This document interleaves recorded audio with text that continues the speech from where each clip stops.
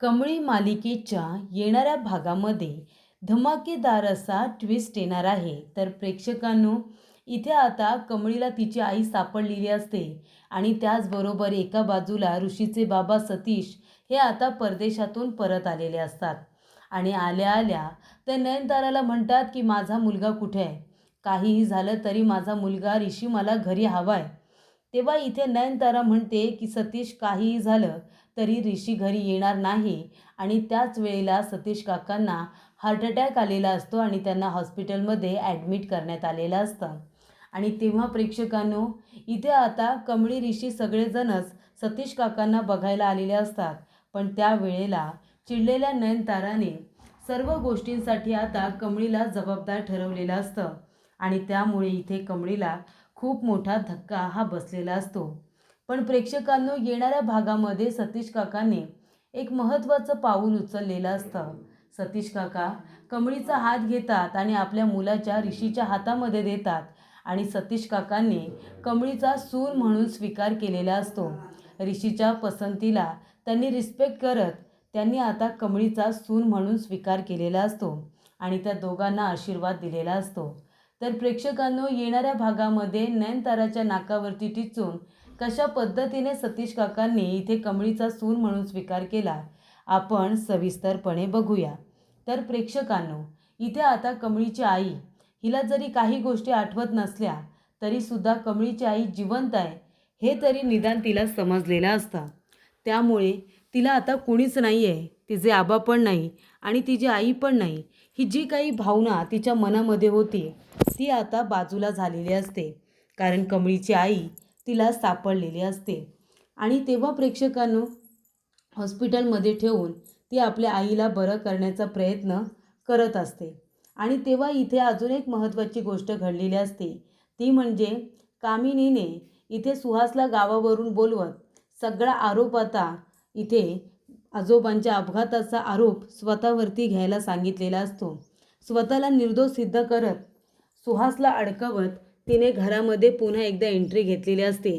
अन्नपूर्णाने तिला घरात तर घेतलेलं असतं, पण तिला सांगितलेलं असतं, काहीही झालं ना, अगदी काहीही, तरीसुद्धा माझं लक्ष तुझ्यावरती आहे आणि आता मी तुझ्यावरती विश्वास ठेवणार नाही आहे. जर तू पुन्हा यांच्या किंवा कुणाच्याही वाटेला गेलीस, कुणाला त्रास देण्याचा प्रयत्न केलास, तर माझ्यापेक्षा वाईट दुसरं कुणीही नसेल असं ती म्हणते. मग तेव्हा मी पुरावे वगैरे काही बघणार नाही, तेव्हा मी तुला घरातून हकलून देईन असं तिने सांगितलेलं असतं. ती म्हणते, ठीक आहे वहिनी, तू म्हणतेस ना तसंच होईल, मी काहीही चुकीचं करणार नाही. आणि अशा रीतीने प्रेक्षकांनो, इथे आता कामिनीने पुन्हा एकदा अन्नपूर्णाच्या घरामध्ये एंट्री घेतलेली असते आणि ती म्हणते की आता तर सुरुवात झाली ग वहिनी, पुढे पुढे बघ होतंय काय. पहिला टार्गेट होता तुझा नवरा, आता टार्गेट असणार आहे ती कमळी, कारण तिच्या आईचा तर काटा काढला मी. ती तर आता गौरी तुम्हाला सगळ्यांना सोडून गेली, पण आता तुझी मोठी नात कमळी ही सुद्धा जिवंत राहणार नाही आहे. तिचा काटा काढला ना की मग तुला सगळ्या जगासमोर कसं तोंडावरती पाडते ते बघ. तुला सुद्धा संपवणार आणि तुझ्या या मुलाला सुद्धा. सगळी प्रॉपर्टी, सगळी संपत्ती माझ्या नावावरती करणार असं तिने ठरवलेलं असतं आणि त्यामुळे ती आता कमळीच्या मागे लागणार असते. तेवढ्यातच इथे आता बिझनेसमध्ये ज्या काही डील होत असतात, जे काही प्रेझेंटेशन होत असतं, तेव्हा नयनताराच्या ऑफिसमध्ये जेवढे लोक येत असतात ते ऋषीला विचारत असतात, ऋषी सर कुठे आहेत. त्यांच्या आयडियाज खूपच जास्त वेगळ्या असतात, क्रिएटिव्हिटी काहीतरी वेगवेगळी ते करत असतात, प्रेझेंटेशन त्यांचं उत्तम असतं, सगळा प्लॅन एक्झिक्यूट करायच्या आधी त्यांच्या डोक्यामध्ये तो रेडी असतो. आम्हाला ऋषी सरांबरोबर काम करायला नक्कीच आवडेल असं ते म्हणत असतात. तेव्हा रोहितला खूप राग येत असतो. रोहित म्हणत असतो, आई बघितलंस ना, सगळेजण फक्त ऋषी ऋषी करत असतात आणि हे ऋषीने काय केलं, सगळं काय सोडून त्या गावछाप कमळीसाठी निघून गेला.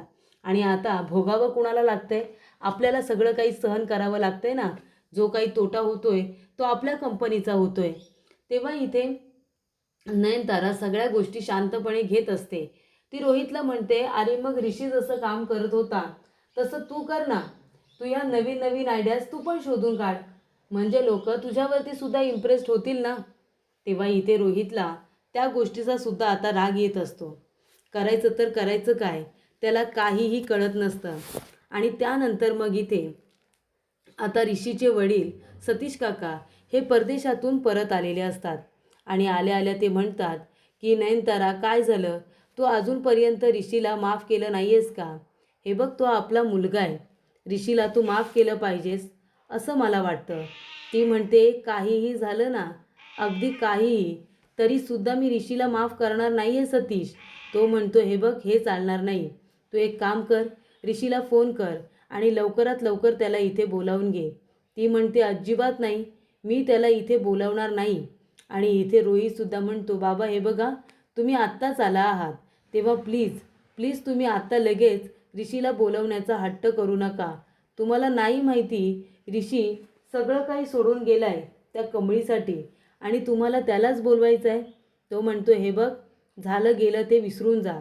ऋषी या घरचा मुलगा आहे, तुम्ही त्याला घरातून बाहेर काढताय म्हणजे हे तुम्हाला योग्य वाटतंय का खरंच? तेव्हा इथे आता नयनतारा म्हणत असते सतीश, काहीही झालं तरीसुद्धा ऋषी या घरामध्ये येणार नाही. तेव्हा तो म्हणतो की मला ही गोष्ट अजिबात मान्य नाही आहे नयनतारा, ऋषीला बोलावून घे. आणि तेव्हा त्याला हार्ट अटॅक येतो. आणि तेव्हा प्रेक्षकांनो, सतीशला आता हार्ट अटॅक आल्यानंतर इथे आता नयनतारा खूप घाबरते. त्याला घेऊन आता सगळेजण सगळ्यात आधी तर हॉस्पिटलमध्ये आलेले असतात. आणि अशा रीतीने प्रेक्षकांनो, हॉस्पिटलमध्ये आल्यानंतर इथे आता सतीश काकांना इमर्जन्सीमध्ये ॲडमिट केलं जातं. त्यांना ऑक्सिजन वगैरे लावलं जातं, त्यांची ट्रीटमेंट सुरू असते. तेव्हा ही गोष्ट आता ऋषीची जी वहिनी आहे ना, तिने फोन करून ऋषीला सांगितलेली असते. ती म्हणते की ऋषी, अरे लवकर हॉस्पिटलला जा, इथे बाबांना हार्ट अटॅक आला आहे. बाबा तुझी आठवण काढत होते, तुला बोलवण्यासाठी आईने आणि रोहितने नकार दिला, तर बाबांना तो धक्का सहन झाला नाही ऋषी, आणि बाबांना हार्ट अटॅक आला. तेव्हा इथे आता ऋषीला खूप मोठा धक्का बसतो. ऋषी सरळ विचारतो कुठल्या हॉस्पिटलमध्ये, तर सिटी हॉस्पिटलमध्ये तो लगेचच निघून गेलेला असतो. आणि अशा रीतीने प्रेक्षकांनो, इथे आता ऋषी तिथे गेल्यानंतर नयनतारा म्हणते का आलास तू इथे? नाही सांग ना, का आलास तू इथे? अरे तुझ्या बाबांना बघायला आलायस का? बघायला आलायस का? तुझा बाबा जिवंत आहे की मेला? तो म्हणतो आई प्लीज प्लीज असं काही बोलू नकोस अभद्र, मला सहन होणार नाही. ती म्हणते का रे, हा विचार आम्हाला सोडून जाताना नाही केलास ना तू? आम्हाला सोडून जाताना मात्र त्या कमळीसाठी आनंदाने निघून गेलास, मग आता तरी का आलायस तू? कशासाठी आलायस? हे बघ बाळा, जा तू जा, इथे नाही थांबलास ना तरी तुझ्या वडिलांची काळजी घ्यायला आम्ही आहोत. तेव्हा तो म्हणतो आई, वडिलांची काळजी घ्यायला तू आहेस, पण वडिलांना इथे कोण हवं आहे ते मला कळलं आहे. माझ्या बाबांना इथे मी हवं आहे ना, मी त्यांच्यासाठी इथे थांबणार, तू मला जायला सांगितलंस तरीसुद्धा. तेव्हा ही गोष्ट कमळीला कळते. कमळीसुद्धा तिथे येते. कमळी बघत असते. तेवढ्यातच नयनतारा म्हणते तू इथे काय करतेस ग? तुझी हिंमत कशी झाली इथे यायची? तुला माहिती आहे का हे सगळं कुणामुळे झालं आहे? आज माझ्या कुटुंबाची ही जी अवस्था आहे ना, फक्त आणि फक्त तुझ्यामुळे आहे कमली, फक्त तुझ्यामुळे. तू माझ्या मुलाला माझ्यापासून तोडलंस, त्याचबरोबर माझ्या कुटुंबाला विखुरलंस. माझ्या नवऱ्याची आज जी अवस्था आहे ना, माझ्या नवऱ्याला जो काही हार्ट अटॅक आला आहे ना, तो सुद्धा तुझ्याचमुळे आला आहे. कळलं ना तुला? हे जे काही घडतंय ना, ते सगळं तुझ्यामुळे घडतंय कमळी. असं इथे आता नयनतारा कमळीला ऋषीसमोरच बोलत असते. तेव्हा ऋषी गप्प असतो. तो म्हणत असतो आई प्लीज तू कमळीला काही बोलू नकोस, या सगळ्यामध्ये कमळीची खरंच काही चूक नाही आहे. तेव्हा इथे नयनतारा आता चिडलेली असते. तेव्हा कमळी म्हणते ऋषी सर थांबा, प्लीज तुम्ही काहीही बोलू नका. आता नयनतारा मॅडम खूप जास्त टेन्शनमध्ये आहेत, त्यांना मला जे काही बोलायचं आहे ते बोलू दे, त्यांच्या मनातला राग त्या बाहेर काढताय, असू देत. तेव्हा तो म्हणत असतो अगं पण कमळी, खरंच या सगळ्यामध्ये तुझी खरंच काही चूक नाही आहे गं. तेव्हा ती म्हणते हे तुम्हाला माहिती आहे, हे मला माहिती आहे, पण नयनतारा मॅडम यांना कुठे माहिती आहे? त्यांना असंच वाटत असेल ना की त्यांचा मुलगा ह्या कमळीसाठी आम्हाला सोडून गेला. त्यांच्या जागी कुणी असतं ना सर, तरी हेच झालं असतं. तेव्हा तुम्ही नका विचार करू त्या गोष्टीचा.